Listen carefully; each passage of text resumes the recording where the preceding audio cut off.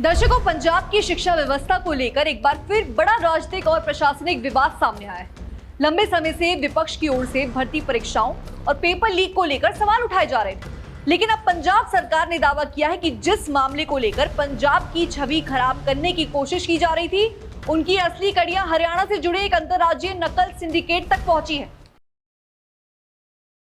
पंजाब सरकार का कहना है कि मामला पेपर लीक का नहीं है, बल्कि हाईटेक तकनीक के जरिए नकल करने वाले एक संगठित गिरोह का है, जिसका मास्टरमाइंड हरियाणा के भिवानी का रहने वाला है। और इसी मुद्दे पर पंजाब के शिक्षा मंत्री हरजोत सिंह ने चंडीगढ़ में प्रेस कॉन्फ्रेंस कर बड़ा खुलासा किया। तो आइए सबसे पहले सुन लेते हैं उन्होंने क्या कुछ कहा। हमारे बच्चों ने नीट जेई में शानदार परफॉर्म किया है, बट उसके सबके बावजूद पंजाब को बदनाम करने की कोशिश थी। और अगर एक झूठ को हम 100 बारी बोल लें, वो सच नहीं बन जाएगा, वो झूठ ही रहेगा।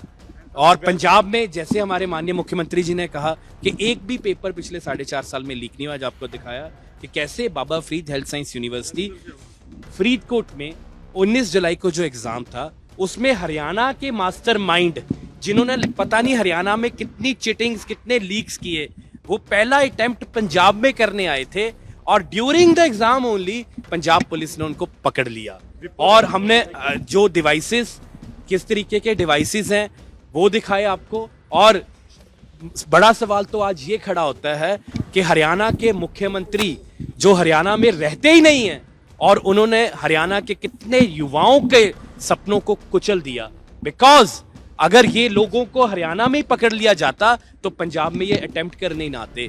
पर this is failure of Haryana government, क्योंकि उनका इंटरेस्ट हरियाणा में है ही नहीं। वो सारा दिन पंजाब में घूमते हैं। और पंजाब पुलिस की ये शानदार दिस होल इंसिडेंट, मैं धन्यवाद करता हूं कांग्रेस का, बीजेपी का, अकाली दल का।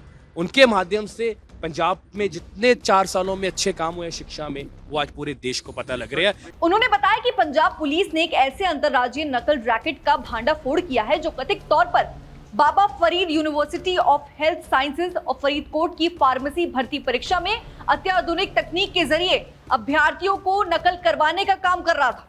मंत्री के अनुसार जांच में सामने आया है कि इस पूरे नेटवर्क का संचालन हरियाणा के भिवानी से किया जा रहा था और ये गिरोह लंबे समय से प्रतियोगी परीक्षाओं में संगठित तरीके से नकल कराने के धंधे में शामिल था। हरजोत सिंह ने कहा कि इस कार्रवाई में 2 बातें पूरी तरह स्पष्ट कर दी।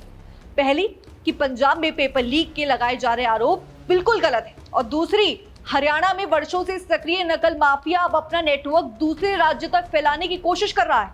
उन्होंने कहा कि पंजाब पुलिस की कार्रवाई के कारण इस पूरे गिरोह का पर्दाफाश हो गया और समय रहते इसकी साजिश को नाकाम भी कर दिया गया। शिक्षा मंत्री ने आरोप लगाया है कि हरियाणा सरकार इस तरह से संगठित नकल नेटवर्क पर समय रहते कार्रवाई करने में विफल रही है। उनका कहना था कि अगर हरियाणा में पहले ही कठोर कदम उठाए गए होते तो ये गिरोह पंजाब तक अपना नेटवर्क फैलाने की स्थिति में नहीं पहुंचता। उन्होंने ये भी कहा है कि पंजाब सरकार किसी भी कीमत पर राज्य की शिक्षा व्यवस्था को बदनाम नहीं होने देगी और मुख्यमंत्री भगवत मान के नेतृत्व में शिक्षा व्यवस्था को पूरी तरह पारदर्शी और योग्यता आधारित बनाने का लगातार प्रयास किया जा रहा है। मंत्री ने पूरे नेटवर्क के काम करने के तरीके की भी जानकारी दी। उन्होंने बताया कि आरोपी अभ्यर्थियों से प्रतियोगी परीक्षाओं के लिए आवेदन भरवाते थे और फिर परीक्षा के दौरान अत्याधुनिक इलेक्ट्रॉनिक उपकरणों का इस्तेमाल कर नकल करवाते थे।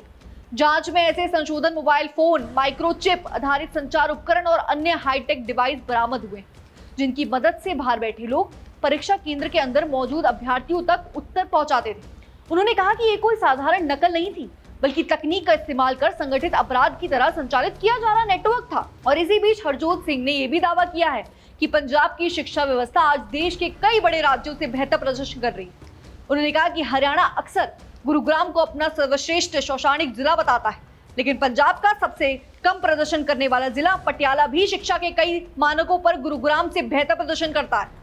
उन्होंने ये भी कहा कि प्राथमिक शिक्षा के क्षेत्र में पंजाब ने उल्लेखनीय सुधार भी किए और कई राष्ट्रीय आलोकन ने राज्य का प्रदर्शन लगातार बेहतर हुआ है। और उनके अनुसार सरकार का पूरा फोकस शिक्षा सुधार, सरकारी स्कूल की गुणवत्ता और विद्यार्थियों के भविष्य को मजबूत बनाने पर है। और इसी बीच शिक्षा मंत्री ने पंजाब सरकार की उपलब्धियों का भी उल्लेख किया। उन्होंने बताया कि 2026 में पंजाब के 360 विद्यार्थियों ने जेईई मेंस और 64 विद्यार्थियों ने जेईई एडवांस परीक्षा सफलतापूर्वक पास की है। वहीं मेडिकल प्रवेश परीक्षा नीट में भी सरकारी स्कूलों के विद्यार्थियों का प्रदर्शन लगातार बेहतर ही हुआ है। और फिर 2024 में जहां 440 विद्यार्थियों ने नीट परीक्षा पास की थी, वही 2026 में ये संख्या बढ़कर 882 तक पहुंच गई। यानी केवल 2 वर्षों में यह आंकड़ा 2 गुने से भी अधिक हो गया। उन्होंने कहा कि 2022 में 80 से भी कम विद्यार्थियों ने सफलता हासिल की, जबकि आज ये संख्या कई गुना बढ़ चुकी है। उनके अनुसार ये केवल आंकड़े नहीं हैं, बल्कि पंजाब में शिक्षा सुधारों का प्रत्यक्ष परिणाम है। हालांकि इस पूरे मामले को लेकर राजनीतिक बयानबाजी भी तेज हो गई।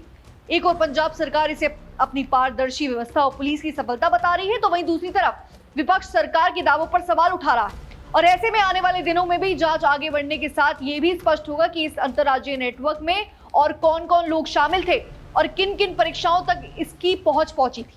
फिलहाल पंजाब सरकार का कहना है कि राज्य में शिक्षा व्यवस्था को निष्पक्ष, पारदर्शी और तकनीकी रूप से सुरक्षित बनाने के लिए लगातार नए कदम उठाए जा रहे हैं, ताकि मेहनत करने वाले विद्यार्थियों के साथ किसी भी तरह का अन्याय ना हो और प्रतियोगी परीक्षाओं की विश्वसनीयता पूरी तरह बनी रहे। और दर्शकों, इसको लेकर आपकी क्या राय है, हमें कमेंट सेक्शन में जरूर बताइएगा। तब तक के लिए बनी रहिए हमारे साथ, देखते रहिए DNP इंडिया।